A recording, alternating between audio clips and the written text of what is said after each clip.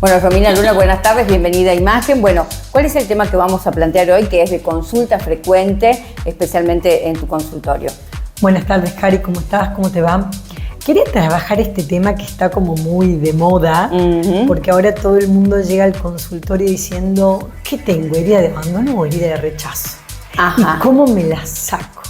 ¿No? Claro. Ahora es como las redes sociales están tan a full que hay mucha cantidad de invasión de información teórica, científica. Entonces tenemos bombardeo de neurociencias, bombardeo de psicólogos y de psicologías. Y cuando hablo de psicologías, hablo de que hay muchas teorías en la psicología. No hay una psicología, hay muchas. Claro. ¿No? Entonces tenés la logoterapia, tenés el psicoanálisis, en el psicoanálisis tenés kleiniano, freudiano, lacaniano, ericksoniano, y te puedo seguir nombrando un montón de divisiones que hay del mismo psicoanálisis. Tenés la Gestalt, tenés sistémica, tenés un millón de cosas, ¿no? Tenés un montón de escuelas de psicología cognitiva, neocognitiva, cognitiva conductual. Hay un montón de ofertas. Claro. Y cada escuela tiene su método y tiene su objeto. Bien. ¿No? Si bien siempre es el ser humano, siempre es el objeto de estudio, es un objeto que es un sujeto, siempre es el ser humano, pero tiene su forma de abordarlo. Y ahora que está esta teoría de los apegos, que el ansioso, que el evitativo, que esto, que aquello, que el tema de las heridas de abandono, las heridas de rechazo, esto siempre va a estar conectado y de alguna manera vamos a volver al psicoanálisis originario en lo que sería la tradición occidental, ¿no? Y si nos vamos hacia Oriente, ¿no?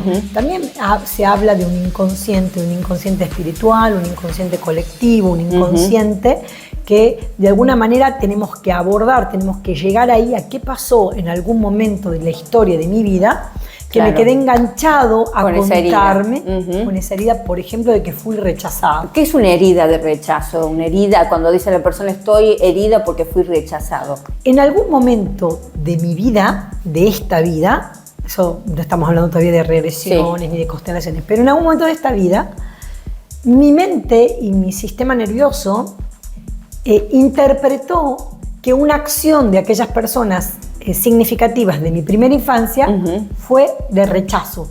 Puede haber sido cualquier situación. Nosotros a ciencia cierta, recuerdo el registro fidedigno. Claro, preciso no está. ¿No? Normalmente no, porque siempre fue hasta los 6 años y no tenemos los recuerdos súper así. No. A pesar de que tenemos el hipocampo, que es una estructura que aloja las memorias, no nos acordamos exactamente. Pero a partir de ahí, cada vez que estoy en un contexto donde por alguna situación mi cabeza vuelve a leer, es como, es como un déjà vu.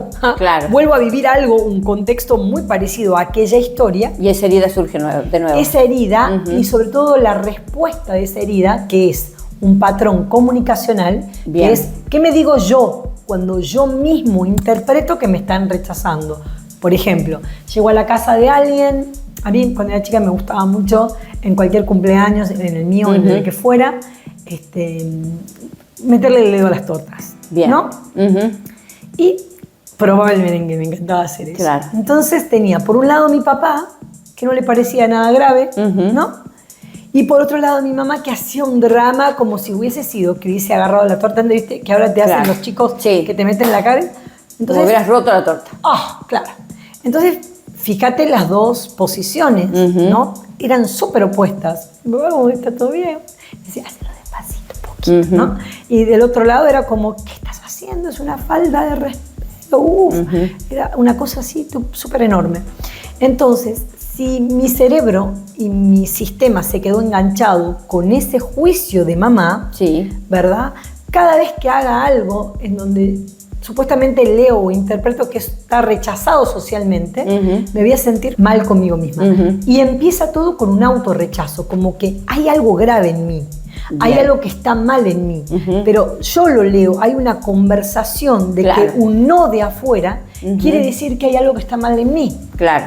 Ok, no es que en esa casa, en esa familia o esa persona tiene esta regla, o por ejemplo vamos a hablar de algo más práctico, me rechaza una persona que me gusta, yo le comunico que me gusta, que me atrae, que es muy hermosa para mí, muy hermoso, lo que fuere, que lo deseo o la deseo a esa persona, y esa persona del otro lado me dice, no me pasa lo mismo. O no me pasa lo mismo, o tu deseo me abruma porque es como muy impetuoso, lo que fuera, ¿no? Siento un rechazo.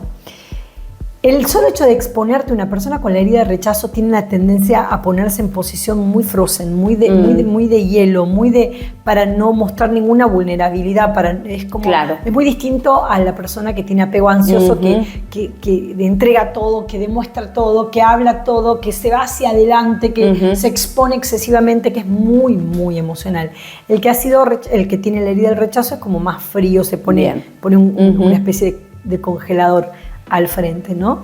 Entonces el solo hecho que vaya a decir y que se exponga ya está atravesando su herida del rechazo. Ya es muy bueno. ¿Y si del otro lado recibe el rechazo? Si del otro lado recibe el rechazo, es una excelente oportunidad para trabajarse, porque siempre los invito a esto, a trabajarte internamente en procesos terapéuticos individuales, en programas que son específicos para trabajar estas heridas, como son los programas de autoestima, de inteligencia emocional, de entrenamiento mental, porque al final de cuentas lo que tenés que entrenar es la conciencia mental de que no podés ser un sí para todo el mundo, de que hay muchas personas para las que simplemente sos no, pero el problema no está en que esa persona no guste vos o no te elija, sino en lo que vos te decís cuando esa persona simplemente no te elige. La palabra rechazo, el sentimiento de fui rechazado, esa carga se la pongo yo. Entonces lo que trabajamos de manera activa es construyendo herramientas poderosas que te demuestren que tu valía no depende de que te acepte o te rechace otro. Claro. ¿Y de qué manera lo trabajás, por ejemplo, cuando esa persona viene con ese tipo de ideas de rechazo, por ejemplo? Sería como una especie de llame ya, como de pedido ya, decir cómo lo trabajamos, ¿no? Porque son procesos, pero básicamente son procesos en donde meditando y reconstruyendo, reprogramando el discurso personal desde adentro de la persona, ¿sí? En procesos en donde estoy con ojos cerrados, estoy haciendo un trabajo interno y vamos reprogramando y vamos reinterpretando, comprendiendo de verdad qué es lo que hizo esa persona y qué es lo que yo estoy leyendo. ¿No? Por ejemplo, si a vos alguien te dice, Cari, necesito que me hagas una nota hoy a las 5 de la tarde. Y vos ya tenías un compromiso, le decís, no puedo. Y esa persona empieza a crear toda una rumiación y todo un ruido no quiere mental. hacerme la nota, no tiene tiempo para mí, etc. No soy suficientemente valiosa, ¿por qué tiene que ir con la Romy, no conmigo? Que mis temas acaso no son importantes, ¿no? Y se crea toda una rumiación mental de un no. Y en vos, fíjate, vos estás acá, esa otra persona está allá rumiando y en algún lugar del planeta pensando, y vos estás sabiendo que simplemente estás cubriendo otro trabajo. Claro, que no puedo en ese momento. Simplemente es no poder en ese momento. Y así hay un montón de noes, ¿no? En el trabajo, en la pareja, en amistades, ¿no? Que en el momento que estás conectado con la herida del rechazo generan un montón de ruido mental y es un ruido mental que me autodestruye. Por eso recién que hablábamos, ¿no? De la culpa, que estábamos hablando de qué es, por qué siempre tenemos tendencia al victimismo. No siempre tenemos tendencia al victimismo, pero muchas veces cuando hay un conflicto en una relación que puede ser interna o externa, necesitamos o culparnos. Es como la forma de hacer cierre en la mente. Pasó tal evento, ¿no? Pasó tal situación, esta persona me dijo que no. Entonces, para no sentirme abrumada, para no trabajarme, para no esforzarme en ver qué me pasa dentro de mí, qué me pasa con el no a mí, qué pasa en mi cabeza, por qué hago que algo tan pequeño crezca tanto y me digo tantas cosas a mí. Entonces, directamente cierro diciendo, es culpable, ay, no me merece, no sirve, me junto a tomar mate, a despotricar, ¿no? Y si no voy hacia culpar afuera, lo que voy a hacer es culparme a mí. No valgo, no soy suficiente y vienen todas las formas de autoflagelo, donde sea cual sea el lugar en el que me encuentro, termino generando un problema en mi autoestima, claro, en mi identidad, en mi autorrespeto y también en mis vínculos con los demás. Seguro, porque sí, puedo finalizar cualquier relación o puedo reconstruirme o puedo deconstruirme en cualquier vínculo con cualquier claro, persona pensando de otra manera. Y la herida del abandono es muy opuesta, no vamos a profundizarla ahora, son 5 heridas en realidad. Ya vamos a ir como desglosándolas y viendo cómo se complementan. Se dice que normalmente una persona que vive una herida profunda del abandono y no está trabajada, normalmente va a buscar una persona que tenga herida de rechazo, ¿no? Porque uno tiene un apego ansioso, es excesivamente ansioso, y el otro va a ser evitativo. Entonces es como un complemento que se arma. Entonces, para tener relaciones sanas, para ir construyendo relaciones sanas, yo lo que hago es invitarnos a todos a trabajarnos. Bien. ¿Sí? Sí. A trabajar nuestro inconsciente, a trabajar nuestros juicios, nuestros prejuicios, nuestros patrones de pensamiento, nuestros patrones cognitivos, que son los que nos van a llevar después a actuar hacia el mundo externo. Y cuando más trabajado estoy, menos culpa, menos victimismo y más responsabilidad. Claro. Porque la responsabilidad es la habilidad para dar respuesta por aquello que me pasa a mí. Exacto. La verdad. Entonces, que es muy importante. Es muy importante y sobre todo que lo puedan encontrar, ¿sí? Que es algo que seguramente la gente espera del otro lado. ¿De qué manera puedo manejarlo o curar esas heridas? Como seguramente te preguntarán. Tomar poder. Yo siempre digo esto. Cuando vos de verdad te trabajás, lo que estás haciendo es tomar poder sobre tu mente, sobre tus emociones y sobre tus acciones, que es lo único que más o menos podés controlar. Entonces es muy poderoso, porque dejás de sentirte pobrecito, mártir y víctima de lo que me hacen y pasás a tener el poder de la fuerza de cómo te hablas.